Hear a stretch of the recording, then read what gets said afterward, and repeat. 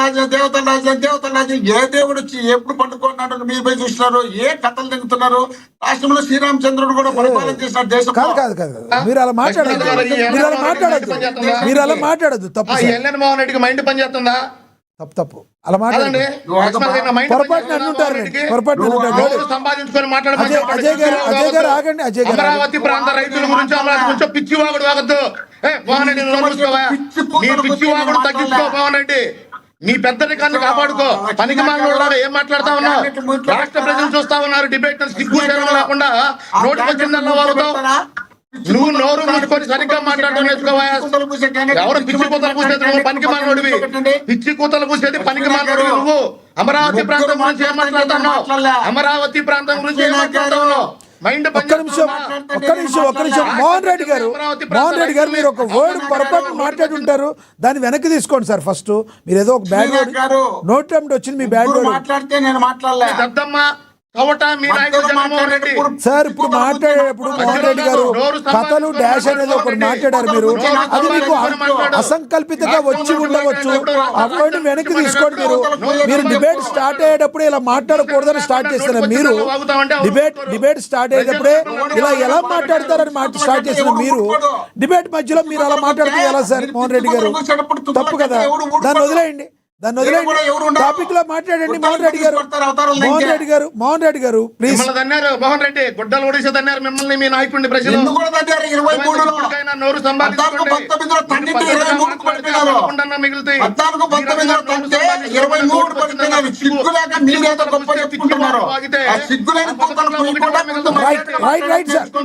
Right Mohan Reddy గారు. అజయ్ గారు please సమయం పాటించండి. అజయ్ గారు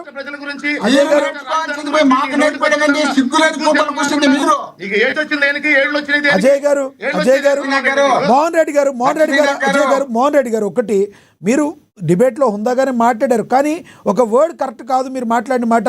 డిబేట్లో మీరు స్టార్టింగ్లోనే ఇలా ఎలా మాట్లాడతారని అడిగిన మీరు ఒక బ్యాడ్ వర్డ్ ఎలా మాట్లాడతారండి? అలా మాట్లాడకూడదు కదా. కంట్రోల్ చేసుకోవాలి మీరు.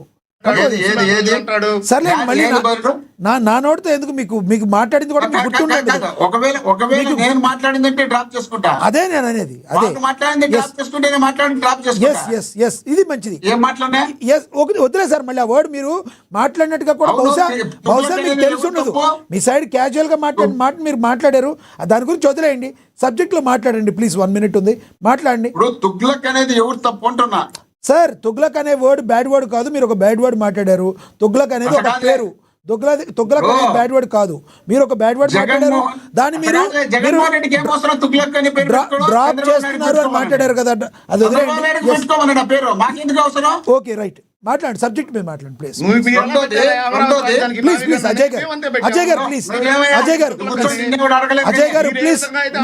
అజయ్ గారు మీరు మాట్లాడినప్పుడు ఆయన మాట్లాడలేదు. ఆ టాపిక్ అయిపోయింది, సమయం లేదు. అజయ్ గారు ప్లీజ్ సమయం పాటించండి.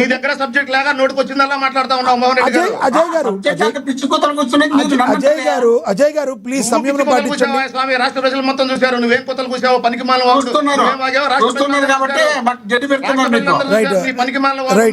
మోహన్ రెడ్డి గారు మీరు ఆగండి. ఇద్దరు ఆపండి. ఇద్దరు ఆపండి కాసేపు. ఆపండి మళ్ళీ మాట్లాడతారు వాళ్ళిద్దరు. ఆపండి కాసేపు. ఎస్ కృష్ణాంజనేయులు గారు కంక్లూడ్ చేయండి సార్ ప్లీజ్.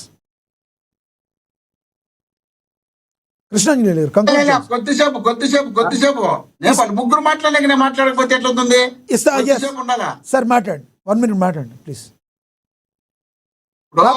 చెప్పండి. ఢిల్లీలో 971 కోట్లతో ఢిల్లీలో దేశ రాజధానికి సంబంధించినటువంటి పార్లమెంట్ కట్టారు. 888 మంది ఎంపీలు కూర్చుండే ప్లేస్, 384 మంది కూర్చుండే రాజ్యసభ మెంబర్లు కూర్చుండే ప్లేస్. అలాంటి ప్లేస్ లో 971 కోట్లతో కడితే, తెలంగాణలో అసెంబ్లీ కడితే 620 కోట్లతో కడితే, తమిళనాడులో 500 కోట్లతో కడితే, ఆంధ్రప్రదేశ్ లో తాత్కాలిక రాజధానికి 1100 కోట్లు కడితే, ఇప్పుడు మళ్ళీ పర్మనెంట్ రాజధానికి 1400 కోట్లు వెచ్చిస్తే, కేవలం ఒక్క ఫ్లైఓవర్ కిలోమీటర్ కు 170 కోట్లు కేటాయిస్తే, అదే జగన్మోహన్ రెడ్డి గారు అదే ప్రాంతంలో విజయవాడలో 30 కోట్లతో కడితే ఏం చేస్తున్నారు? రాష్ట్రాన్ని సర్వనాశనం చేసి లూటీ చేయాలనే ఉద్దేశంలో భాగమే కదా ఇది.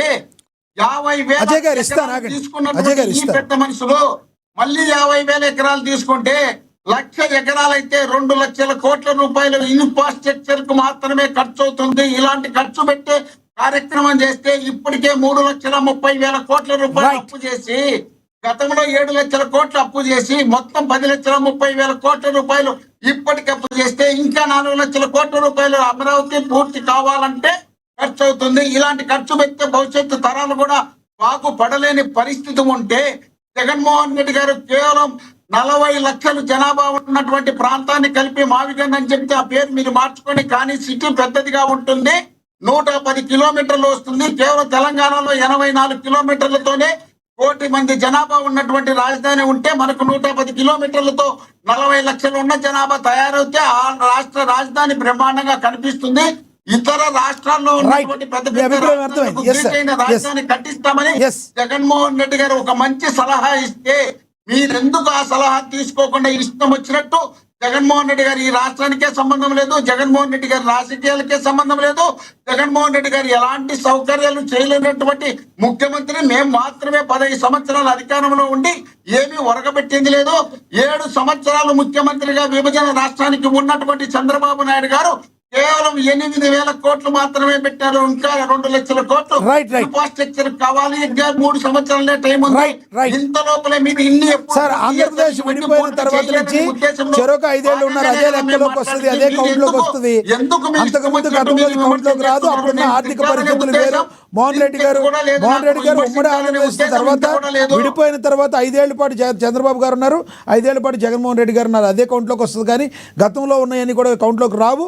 మీరు కంక్లూడ్ చేద్దరు కానీ ఆగండి. సమయం అయిపోయింది. మీకు ఇస్తాను. మీ అభిప్రాయం అర్థమైంది, మళ్ళీ ఇస్తాను. రైట్ మోహన్ రెడ్డి గారు, ప్లీజ్. రైట్. రాయలసీమ మళ్ళీ ప్రత్యేక ఉద్యమాలు వచ్చే రాష్ట్రం విడిపోతుంది. ఈ ఉద్యమాలు రాకుండా ఉండాలంటే 3 రాజధానులు కావాలనింది వాస్తవమే, కాదనలేదు. కానీ మీకు దురదృష్టమో అదృష్టమో మీకు అధికారం వస్తుంది. అధికారం వచ్చిన ప్రతిసారి మీరు అమరావతిని, మేము 3 రాష్ట్రాలని బాగుండదు. కానీ అందరం కలిసి ఈ 3 జిల్లాలను కలిపి ఒక పెద్ద రాజధాని చేద్దాం. 40 లక్షల జనాభా ఉన్న పెద్ద రాజధాని చేసే రాష్ట్రం అభిప్రాయం బాగుంది. చెప్పిన తీరు నచ్చలేదు అని అందరూ మాట్లాడే మాట. ఎస్ సార్, మీ అభిప్రాయం అర్థమైంది మోహన్ రెడ్డి గారు. ఎస్ ప్లీజ్ దయచేసి గ్యాప్ ఇవ్వండి. మీరు చెప్పిన అభిప్రాయం అర్థమైంది. సమయం అందరికీ కంక్లూడ్ చేద్దాం. మీరు కూడా కంక్లూడ్ చేద్దరు కానీ. ఎస్ కృష్ణాంజనేయులు గారు కంక్లూడ్ చేయండి సార్, ప్లీజ్. అనేకమైనటువంటి సమస్యల్ని ప్రస్తావించారు మోహన్ రెడ్డి గారు. అలానే ఈ సమస్యల్ని ప్రస్తావించి జగన్మోహన్ రెడ్డి సమస్యల పరిష్కారం ఇస్తే రాజకీయంగా కూడా వైఎస్ఆర్ కాంగ్రెస్ పార్టీకి ఉపయోగపడేటువంటి అవకాశం లేదు. ఇప్పుడు 3 రాజధానులు అన్నారు. 3 రాజధానులు నేనన్నా ఇప్పటికి కట్టుబడి ఉన్నారా లేదంటే 3 రాజధానులు వదిలేశారా? ఇప్పుడు ఆ రోజున 3 ప్రాంతాల అభివృద్ధి అందాలంటే చెప్పారు. మరి ఇప్పుడు 3 రాజధానులను వదిలిపెట్టి 3 ఊర్ల గురించి మాట్లాడుతున్నారు. మచిలీపట్నం, విజయవాడ, గుంటూరు. అందుకని ఈ విధంగా విధానపరమైనటువంటి రాజధాని విషయంలో నిర్ణయాలు తరచూ మాట్లాడుకోవటం అనేటువంటిది ఆ యొక్క అభిప్రాయం. అయితే ఇక్కడ కీలకమైనటువంటి అంశం ఏంటి అంటే, ఒకటి 3 రాజధానులకు సంబంధించినటువంటి విషయంలో మీరు కనుక వదులుకుంటే ఇప్పుడు మచిలీపట్నాన్ని అమరావతిలో కలిపితే మీకు ఓకేనా? దానికి ఒప్పుకుంటే ప్లాన్ బి ఏంటి? నేను వచ్చే మీ గవర్నమెంట్ వస్తే ఒకవేళ మరి ప్లాన్ సి ఏమన్నా వస్తుందా? ఇవన్నీ కూడా విధానపరమైనటువంటి ప్రకటన చేయాలి. ఒకటి ఏంటి అంటే, చాలా మంది అనుకున్నట్లుగా వీళ్ళు ఏదో మారుస్తారు, వీళ్ళు వస్తే మారుస్తారు అనేటువంటిది స్పష్టంగా లేదు అనేటువంటిది ప్రజలు అర్థం చేసుకోవాలి. ఎందుకంటే వీళ్ళు వచ్చారు ఆల్రెడీ 2019 నుంచి 3 రాజధానులను ప్రయత్నం చేశారు, ఫెయిల్ అయ్యారు. ఆల్రెడీ అప్పుడు 22 మంది ఎంపీలు ఉన్నారు, 151 మంది ఎమ్మెల్యేలు ఉన్నారు. అప్పుడే వీళ్ళు ఏం చేయలేకపోయారు. తర్వాత వస్తే ఏదో చేస్తాం కాదు అనేటువంటి మాటలు బండి వాళ్ళ కిందే చూడాల్సి ఉంటుంది తప్ప చూడాల్సినటువంటి అవసరం లేదు అనే. ఇంకా ఈ సభల్లో చంద్రబాబు నాయుడు మాట్లాడుతున్నాడు, పరిపాలన చేస్తున్నారు, మనం కూడా తెలిసి తెలియకుండా మాట్లాడితే ఈ హత్య కేసుకు సంబంధించినటువంటి అంశాలని ఈ సభల్లో ప్రస్తావన చేయడం